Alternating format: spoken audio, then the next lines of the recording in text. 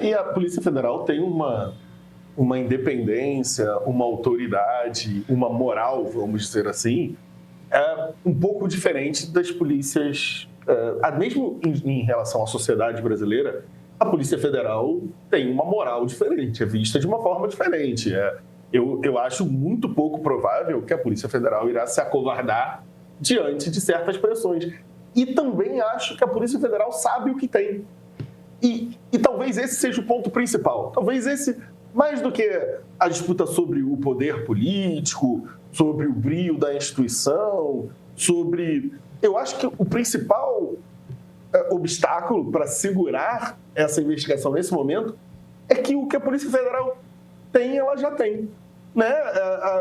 O Toffoli colocou lá, não, vai ser esse perito que vai usar as provas, que vai acessar as provas, eu tenho sigilo. Ele estava tentando o que era possível ali, coitado, entre aspas. Né? Sim. Mas ele estava ali, não, então vamos deixar sob sigilo. Não, então quem vai acessar isso aí é esse cara aqui. Não, ele estava...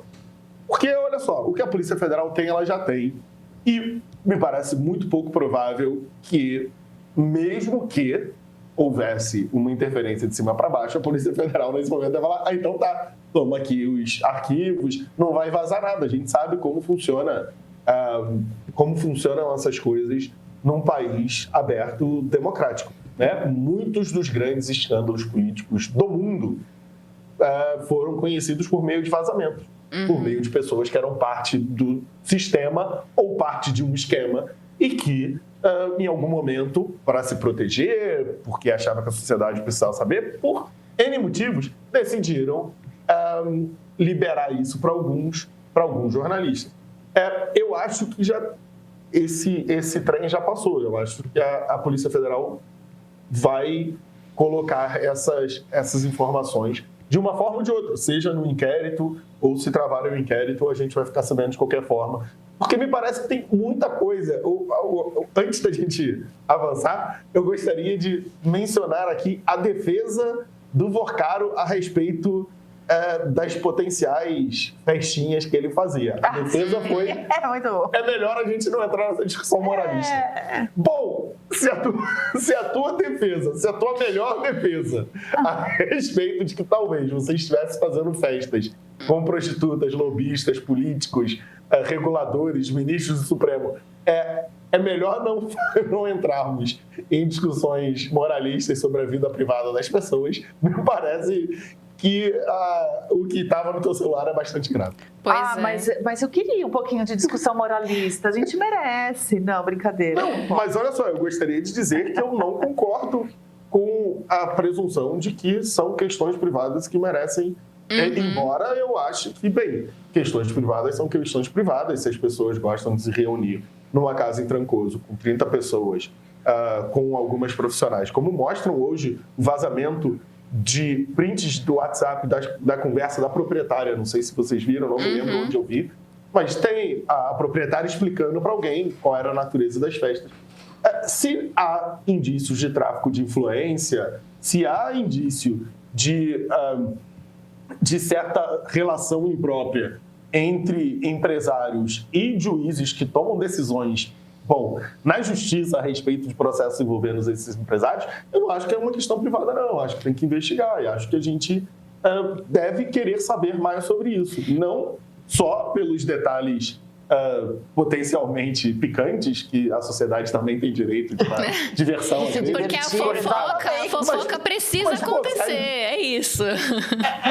Eu acho que todo gênero aí do jornalismo poderá se servir dessa história, das revistas de fofoca até o jornalismo investigativo. Mas acho que é muito longe de ser uma coisa só privada, né? Não é. Mas... Se fosse privado, tudo bem, acho que a gente... Não, e aí, Lu, antes de eu te devolver, deixa eu só frisar que é brincadeira minha. Eu acho que a vida privada de qualquer político, cidadão, empresário, o grau de interesse público é mínimo, que faça as orgias que for, desde que seja todo mundo consentido, todo mundo maior de idade, sem o cometimento de nenhuma violência, esse tipo de coisa. Mas Eu não estou interessada em se fulano foi amante de alguém, se quer ou não, se enche a cara ou não. Eu fiz uma piada porque é claro que, ao mesmo tempo, fofoca sim queremos, mas não, jornalisticamente falando... É jornalisticamente muito relevante. Foi o TCU que recomendou o arquivamento? Não, eu acho que é... A gente quer saber se lá foram discutidas as maracutaias do banco com o poder público. Aí sim. Se a gente acha relevante quem estava no Gilmar Palusa, e o Gilmar Palusa, com todos os seus defeitos, é público, né? Todo mundo sabe quem está lá. Ninguém tem vergonha de ter estado lá e conversar com certas pessoas. Inclusive se defendem, dizendo, não, tem que conversar mesmo.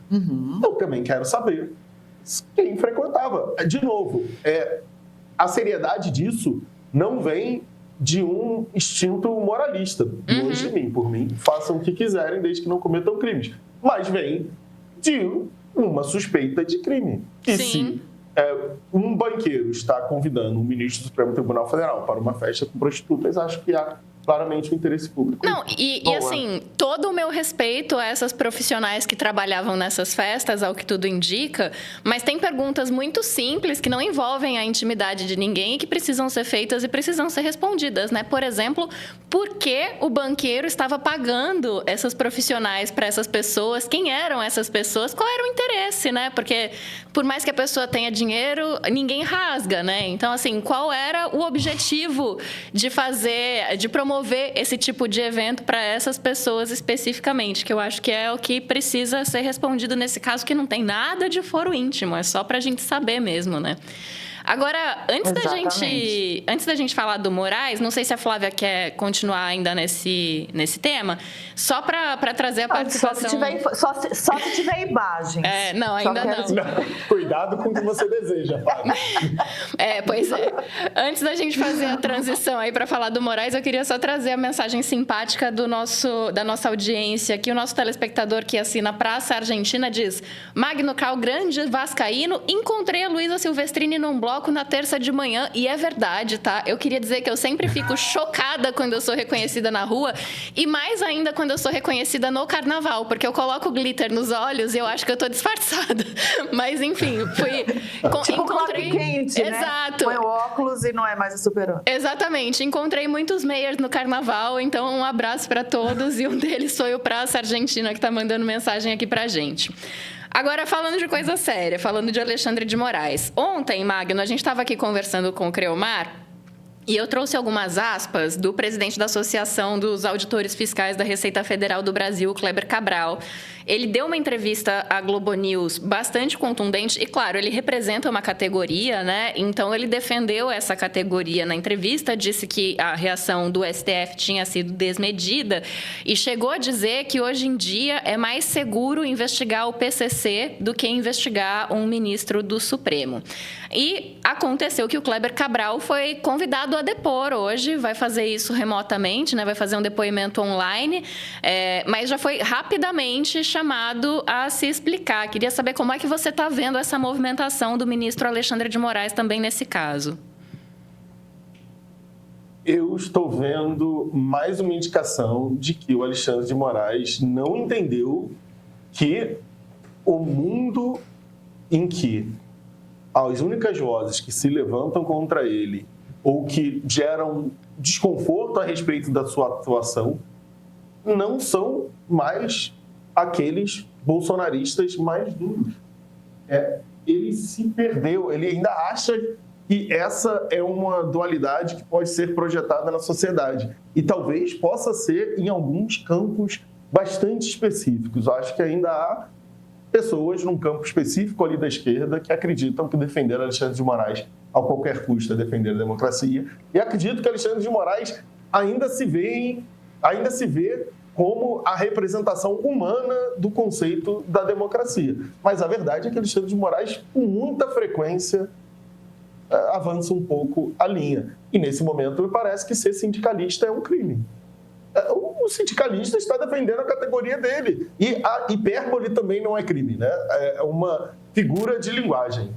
Você dizer que, olha, parece que nesse momento, hoje, é mais arriscado investigar alguém com muito poder do que o PCC. E, gente, é uma hipérbole, pelo amor de Deus. O ministro Alexandre de Moraes não perde uma chance de dar razão aos seus detratores. Porque não é possível, me parece aquele típico descolamento de quem tem muito poder e da realidade. Que você tem tanto poder que você passa a não ter nenhum contato com um amigo que possa te dar um toque, com a realidade que possa te colocar o teu pé no chão e dizer: Alexandre, deixa rolar. O cara sindicalista deu entrevista na Globo News, não cai nessa armadilha. E ele vai lá e pá, direto na armadilha. Alexandre, vão dizer que você é autoritário. O cara deu uma entrevista criticando, fazendo uma figura de linguagem, uma hipérbole. O cara é um sindicalista de uma categoria super privilegiada e tal. Você vai cair nessa armadilha? Pode me deixar que eu vou lá cair nessa armadilha. Eu preciso dar razão pro pessoal que vem me criticando há anos. Me parece mais uma medida absolutamente, personalista. Personalista, exatamente. Obrigado. Personalista.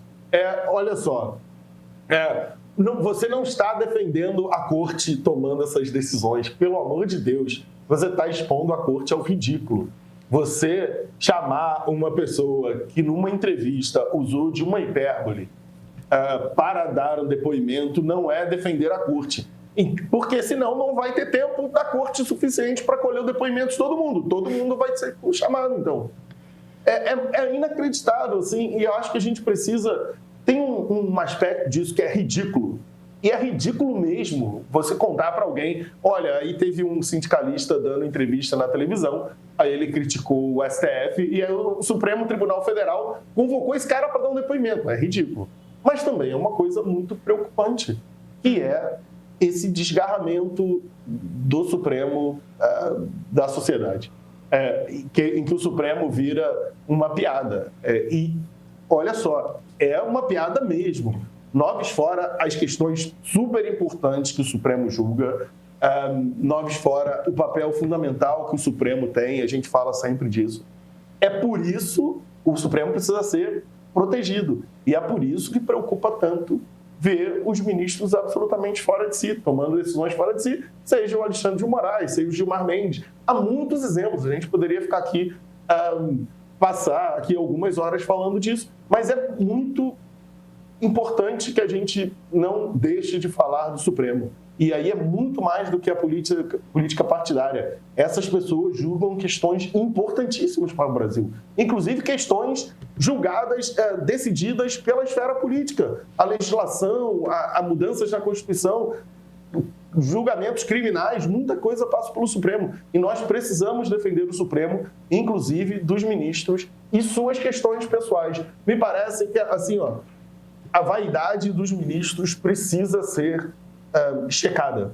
A imprensa tem um papel nisso, porque as pessoas gostam de atenção e a imprensa, reconhecendo que essas pessoas são muito poderosas, dá muita atenção para essas pessoas, mas acho que a gente precisa seguir falando da autocontenção. A Constituição brasileira pensou num adjetivo que não casou bem com um grupo de pessoas muito poderosas. A autocontenção alinhada ao poder parece não ser tão forte assim, porque o poder, como todos nós sabemos, é muito, muito sedutor, inclusive para pessoas muito fortes, né? Acho que o Supremo Tribunal Federal até existiu muito bem num espírito de autocontenção por longos e longos anos da República. Mas me parece muito óbvio que essa força da autocontenção perdeu poder nos últimos anos. Assinei o MEIO. Trabalho com comunicação política e o MEIO tem sido simplesmente perfeito na minha vida. Ajuda muito no dia a dia. Não me arrependo nem um pouco de ter assinado. Parabéns a todos pela pesquisa Meio Ideia e pela excelente matéria da edição de sábado. Esses comentários dizem bastante sobre quem escolhe o MEIO. Gente que não quer só acompanhar a política e sim entender o que está acontecendo de verdade. E em ano de eleição, olha, isso faz toda a diferença. O MEIO Premium é para quem quer sair da reação automática e ganhar leitura de cenário. Para quem alguém quer informação bem explicada, sem gritaria, sem culto e sem ficar preso à própria bolha. Um dos pilares disso é a pesquisa Meia Ideia. Ela é mensal e ajuda a ter o pulso, sabe, da eleição, entendendo como o eleitor pensa, o que pesa nas escolhas e como o jogo político vai se rearranjando ao longo do tempo. Como assinante premium, você recebe essa pesquisa em primeira mão, em PDF, no segundo em que o Tribunal Superior Eleitoral libera os dados. É informação para circular, para chegar nos grupos e qualificar as conversas. Mas o premium vai muito além da pesquisa. Quem assina acompanha uma cobertura completa das eleições de 2026, bastidores direto de Brasília, o meio político e edição de sábado, nossas newsletters especiais com análises e reportagens exclusivas, além de acesso ao streaming do Meio com séries e documentários originais para entender o Brasil para além da notícia do dia a dia. No fim das contas é isso. Por R$15 por mês você atravessa o ano eleitoral mais preparado, com repertório e com capacidade de levar informação de qualidade para as conversas que importam. Se você quer entender a política sem ruído, o Meio Premium é para você. Assina.